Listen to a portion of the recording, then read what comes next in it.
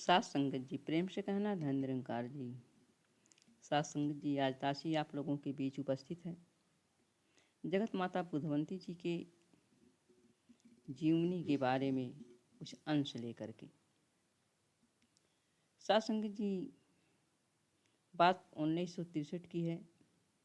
एक बहन आपके पास आकर अपनी ससुराल की शिकायत करने लगी कि घर में उसे इतना काम करना पड़ता है कि वह रो रो कर काम पूरा कर पाती है।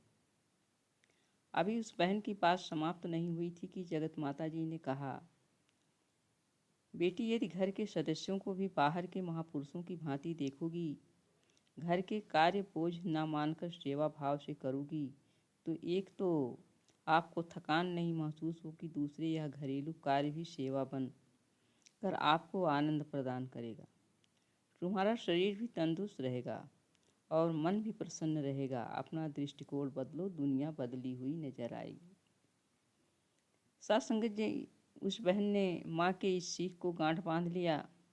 कुछ ही दिनों के पश्चात वह जगत माता जी के पास आई और चरणों पर शीश रखकर कहने लगी, माता जी, आपने तो मेरे जीवन में उजाला भर दिया है।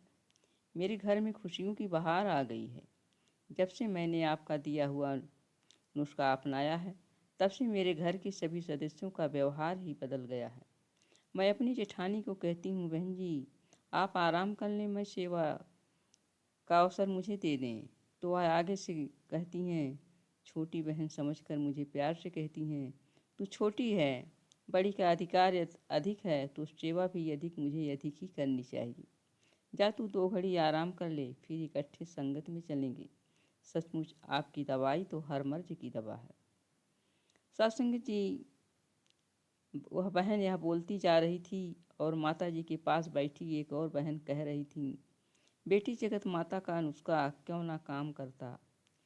ये स्वयं आपका आजमाया हुआ है। आपने कब पति को पति माना, बेटे को बेटे के रूप में देखा, बहू और बेटियों को अपनी संतान समझकर रखा। यह हमेशा सब में जो है गुरु का रूप देखती हैं। पहले पति को गुरु माना, बेटे को एक सेवादार माना, बहू और बेटियों को भी इस परमात्मा का अंश मान करके आदर सम्मान के साथ बुलाती थी। वह अपने पति को गुरु मानकर इस सेविका बनकर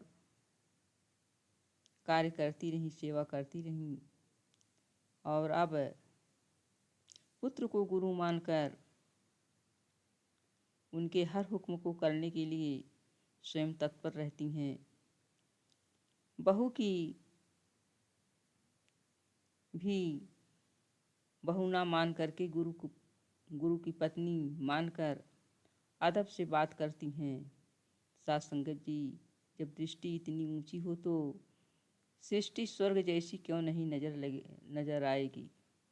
साथ संगत जी, ये है जगत माता बुधवंती जी का जीवन। हम इनके जीवन से सीख लें, इनके कदमों पर चलें, तो हमारे जीवन में भी खुशहाली आएंगी।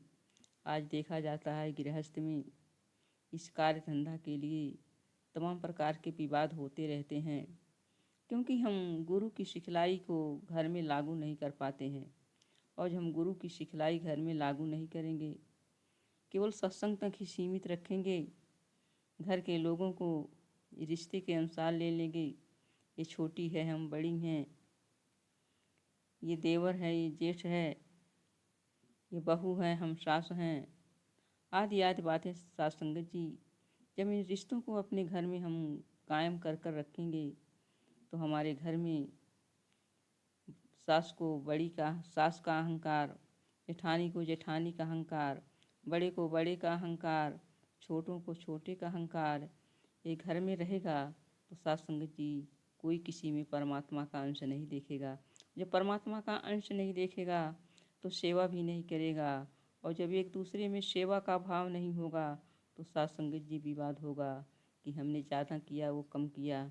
आइए साथ संगत जी, सदगुरु माता जी से अरदास करें कि सदगुरु माँ जगत माता बुधवंती जी के आचरण को हम भी अपने जीवन में ढाल पाएँ, उतार पाएँ, जिससे हमारा जीवन भी सुखमय हो, हमारे जीवन में भी स्वर्ग का नज़ारा दिखे। हम भी अपने घर के जितने भी सदस्य हैं सब में सबको महात्मा का रूप देखें। बहन जी में भी परमात्मा का अंश देख करके उनको बहन जी संबोधित करके बुलाएं। साथ संगत जी, जब हम ऐसा कर्म अपने घर में करेंगे तो हमारे घर में भी स्वर्ग का नज़ारा आएगा और हमारी दृष्टि जब बदल जाएगी, हमारी दृष्टि ऊंची हो जाएगी तो हमारे घर की सृष्टि भी ऊंची हो जाएगी। प्यार से कहना, धन निरंकार जी।